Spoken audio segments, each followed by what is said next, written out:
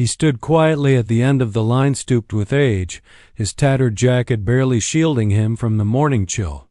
His eyes, though tired, held a calm strength. One hand gripped a cane. The other clutched a worn folder with medals barely visible inside. For over 3 hours, people shuffled past him. Some cut in line, others stared without seeing. A young cashier rolled her eyes when he asked a question. To most, he was just an old man, fragile, forgotten. But what no one knew was that he had once carried his best friend across a battlefield under heavy fire, that he had held dying soldiers in his arms, that he had spent decades living quietly, never asking for recognition, only peace. And just as the last ounce of his patience was wearing thin, 2 sleek black cars pulled up outside. Their doors swung open. Out stepped 2 uniformed officers. They scanned the crowd once and walked straight to the old man. "Sir," one said, standing at attention. "We've been looking for you." The crowd froze. Whispers spread. And suddenly, the man no one noticed became the man no one could ignore. The sun had barely risen when Arthur Bennett arrived at the government office. It was a chilly Tuesday morning, and the line outside was already forming, people shuffling their feet, sipping coffee, staring at their phones. Arthur didn't bring a phone. He didn't bring much of anything, just a small leather folder he'd kept for nearly 5 decades. Inside were service medals, discharge papers, and a letter from a general whose name most Americans wouldn't even recognize today. He moved slowly, carefully. Every step reminded him of the shrapnel still lodged in his hip, a silent souvenir from a battlefield no one ever talks about. But Arthur didn't complain. He never did. Complaining wasn't something men like him were taught. They were taught to endure, to serve, to sacrifice. At 78 years old, Arthur wasn't looking for glory. All he needed was a replacement ID card so he could finally open a bank account under his own name again. His old one had been stolen. The bank teller had told him, politely but firmly, that he couldn't proceed without proper government identification. He'd nodded and thanked her. That's what Arthur did. He thanked people. Even when the world seemed determined to forget him. As the line grew, Arthur stood quietly. He didn't shift impatiently or ask how long the wait would be. He simply waited, and that's when the others began to notice him, and then quickly stopped noticing. A young couple with earbuds in pushed ahead, too distracted by their music to even look up. A man in a tailored suit looked Arthur up and down, smirked, and casually stepped in front of him. The receptionist at the front desk, overwhelmed and undertrained, barely gave Arthur a glance when he reached out to ask where veterans should go. "There's no separate line," she muttered. "Just wait like everyone else." Arthur nodded. He always did. What they couldn't see, what none of them knew, was that Arthur had once crawled through gunfire to pull a wounded friend to safety, that he had been the only survivor in his unit during one of the bloodiest ambushes of the late 1960s, that he still woke up some nights drenched in sweat, the sound of helicopters and screaming brothers in arms echoing in his mind, but he never brought any of that up. To Arthur, those weren't stories. They were scars. 3 hours passed. His legs ached. The folder in his hand began to tremble slightly, not from fear, but fatigue. The people around him continued to pass him by, never seeing, never understanding. In a world rushing forward, he was a living reminder of something it wanted to leave behind. A teenage boy nearby whispered to his friend, "Why's that old guy even here? He should be home or something." Arthur heard it. He didn't react. He'd heard worse. Much worse. He glanced down at the folder again. Inside it, tucked behind the citations, was a photo creased and faded. A young soldier in jungle camouflage, smiling with dirt on his face, arms slung over another man's shoulder. The second man, Arthur's closest friend, Marcus, never made it home. A roadside IED. Arthur was only feet away when it happened. He remembered holding Marcus as he took his last breath, whispering a promise. "I'll never forget you." Arthur kept that promise. Every single day. And yet, standing in that long line, surrounded by people too distracted to care, it became clear that while he hadn't forgotten, the world surely had. But fate wasn't quite done with Arthur Bennett. Just as he leaned on his cane, preparing to shift his weight and wait another hour if need be, something changed. The glass door at the front swung open. Two sharply dressed security officers stepped inside, looking around with clear purpose. Moments later, two black cars pulled up outside government plates, tinted windows. People noticed the cars. They always noticed when something official arrived. The air shifted. Whispers spread like wildfire. Who are they here for? Is there a problem? The two officers stepped forward, scanning the room. Then one of them locked eyes with Arthur. His expression changed one of immediate respect. He approached, fast but measured, then came to a halt. "Sir," the officer said, voice steady but reverent, "are you Arthur Bennett?" Arthur blinked. "Yes, I am." The officer straightened. "We've been sent to escort you.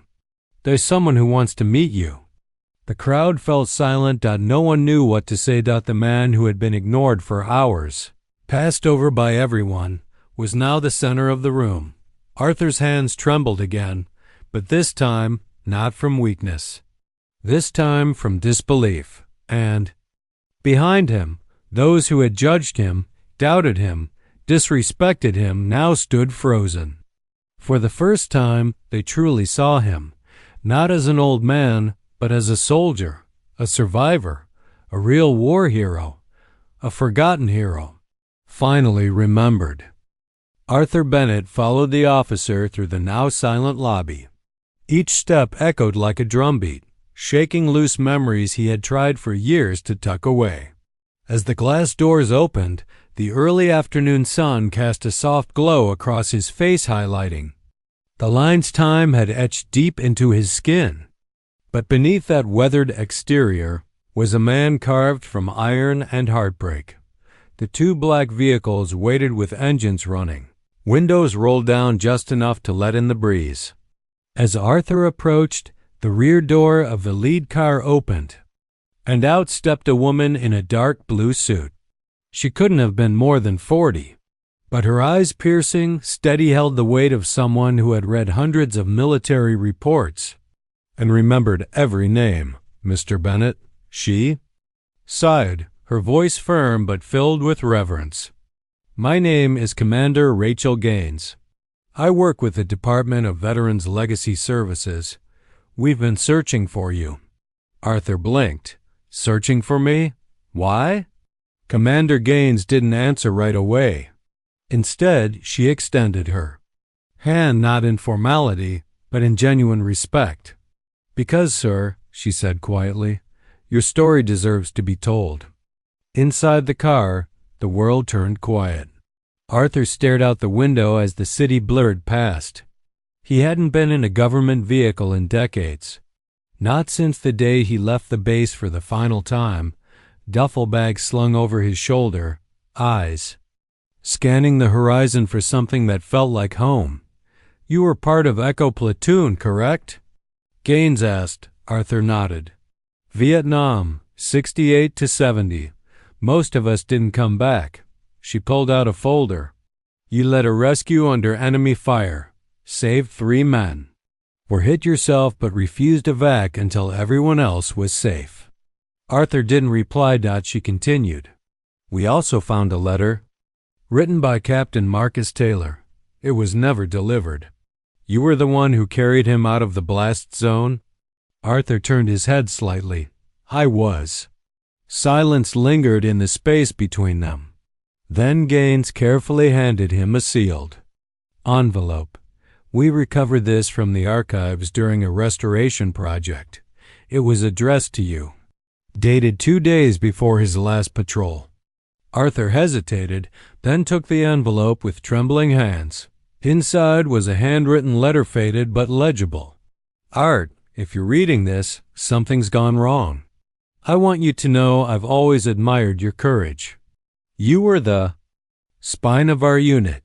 If I don't make it home, please tell my mom I fought beside the best. And please, for God's sake, let them know who you are. The world deserves to remember." Marcus Arthur's breath caught in his throat. The last time he'd seen Marcus, they were laughing over a dented can of peaches. The next, he was cradling him on the jungle floor, whispering promises neither of them fully understood. "You were awarded the Silver Star," Commander Gaines said gently, "but it was never formally presented. The records were buried during a clerical transition. Your commendation disappeared from the system entirely. Until now." Arthur closed his eyes. He remembered that day like it was burned into his bones. They had been ambushed while escorting civilians through a ravine. Chaos erupted. Bullets tore through the trees. Marcus took the first hit. The medics were down. Arthur had dragged him, half-conscious, through fire and blood, shielding his friend with his own body. He refused to leave the field until the last. Man was accounted for. It wasn't bravery. To him, it was duty, brotherhood. "We're planning a ceremony," Gaines continued, "a full military tribute. Your name will be inscribed at the National Museum of American Valor." Arthur looked away, tears brimming. "I'm no hero." He whispered. "You are," she replied. "You just never asked to be." Back at the government office, news had already begun to spread. A few bystanders posted videos, online clips showing the moment the officers approached Arthur, the moment the crowd realized who he was. It didn't take long for those images to go viral. #Forgotten Hero began trending. People from across the country shared similar veteran stories, fathers, grandfathers, neighbors, unsung heroes who had lived quietly after giving everything. The power of emotional storytelling began to ripple outward. For the first time in decades, Arthur Bennett's name was being spoken aloud, not as an afterthought, but as a symbol of courage, of sacrifice, of what it means to serve. When no one is watching, Arthur returned home that evening to a mailbox stuffed with letters, some from strangers, others from soldiers who had heard of him during deployments. One read, "You don't know me, but my grandfather served in Echo Platoon. He never made it back. Thank you for being the man who stood beside him." He sat at his kitchen table for a long time that night. The TV played in the background, but he didn't watch. Instead, he opened each letter slowly, carefully, as if each word was a sacred offering to a chapter of his life no one had ever asked him about. And as the stars came out, Arthur looked up through his window and whispered, softly, "Marcus. They remember." 3 weeks later, the nation paused, if only for a moment. Under a crisp blue sky in Arlington, Virginia, the lawn of the National Museum of American Valor gleamed with freshly cut grass and polished marble. Flags waved gently in the summer wind. Rows of chairs lined the field, filled with men and women in uniform, journalists with cameras, and quiet families who had lost someone long ago, but all eyes were on one man. Arthur Bennett sat in the front row, his posture straighter than it had been in years. He wore a crisp navy blue suit with an old campaign ribbon pinned carefully to the lapel. His hands rested on his cane. His gaze drifted across the stage, where his name was now etched in bronze right beside Captain Marcus Taylor and the rest of Echo Platoon.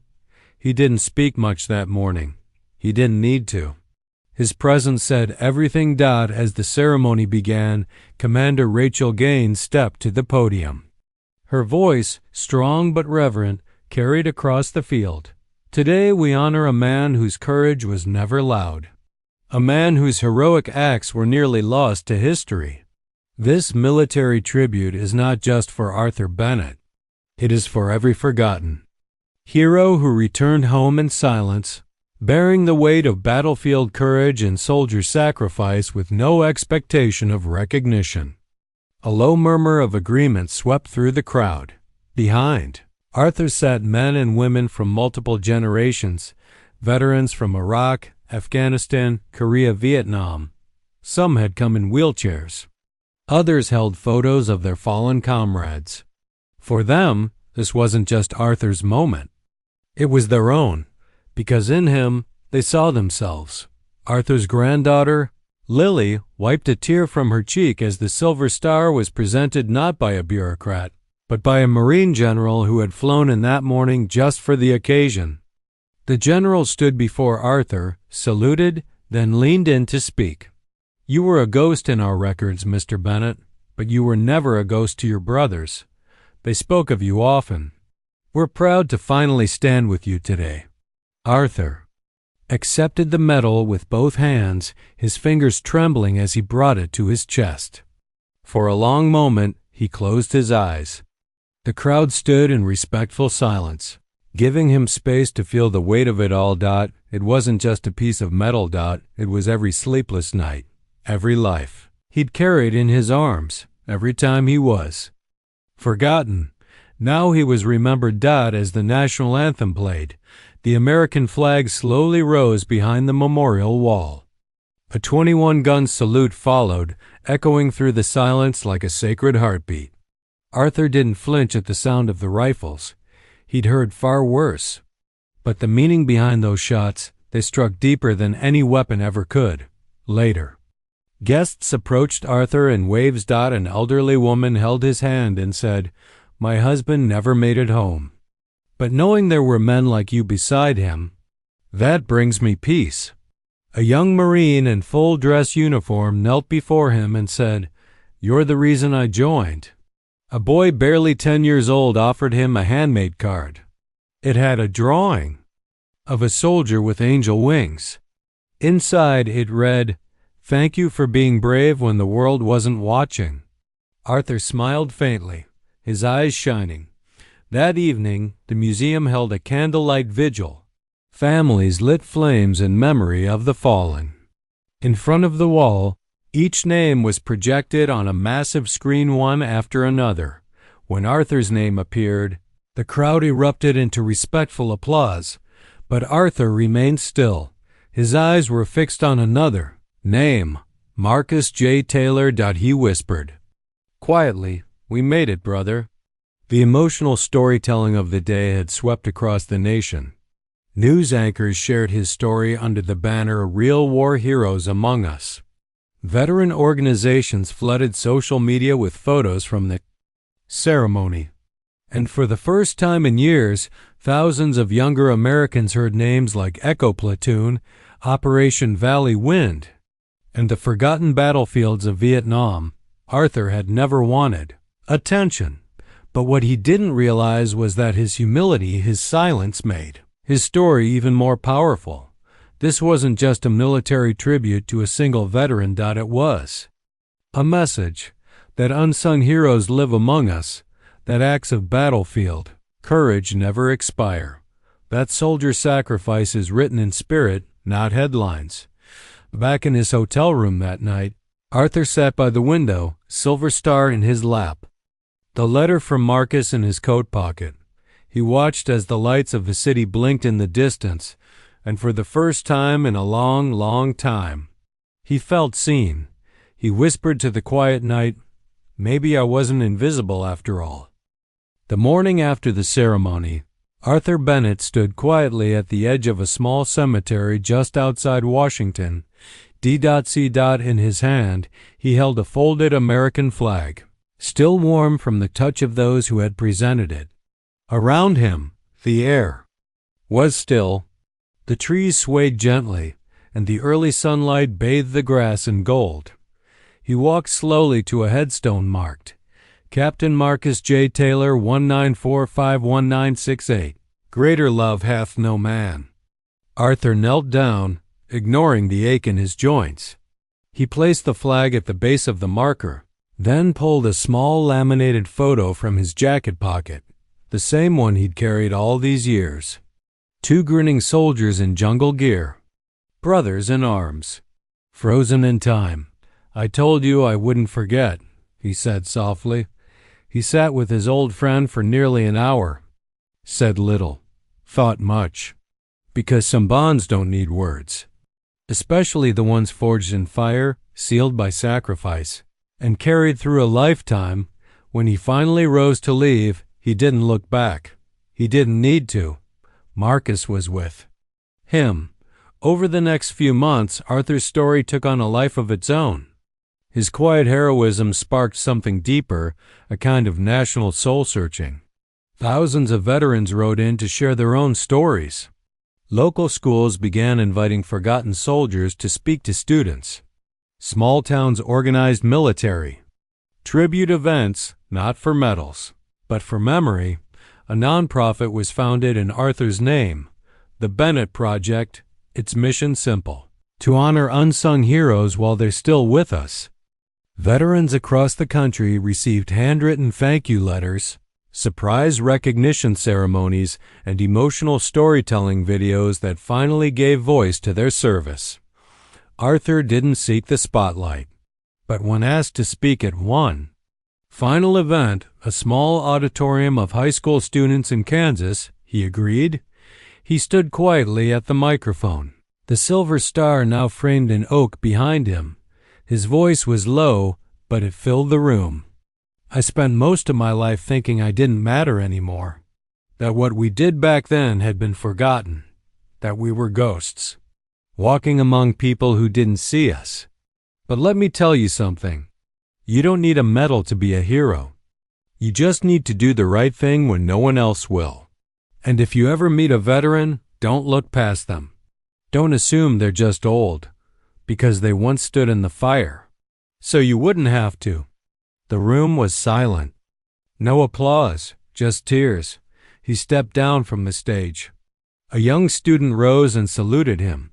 Arthur paused. Then, with a steady hand, returned the salute. Years passed. Arthur lived quietly in a small home not far from the memorial wall. Neighbors brought him groceries. Veterans visited often. He answered letters from across the globe, people who saw his story and remembered their own. And when the time finally came, peacefully, one spring morning, the nation once again paused. At his funeral, rows of veterans stood shoulder to shoulder. His silver star rested on the flag-draped casket. The eulogy was simple, delivered by a young Marine who had never met him in life. He walked among us unseen, but his life was the reason so many of us chose to stand up. As the last note of taps echoed through the air, a final inscription was unveiled at the National Museum of American Valor. Arthur Bennett, real war hero, never asked, always deserved. And so the man who was once ignored in line became the man who reminded a nation of what it means to truly serve. His story, one of battlefield courage, soldier sacrifice, and human dignity, lives on. In classrooms. In memorials. In every quiet act of gratitude. Because sometimes the strongest voices come from those who speak the least.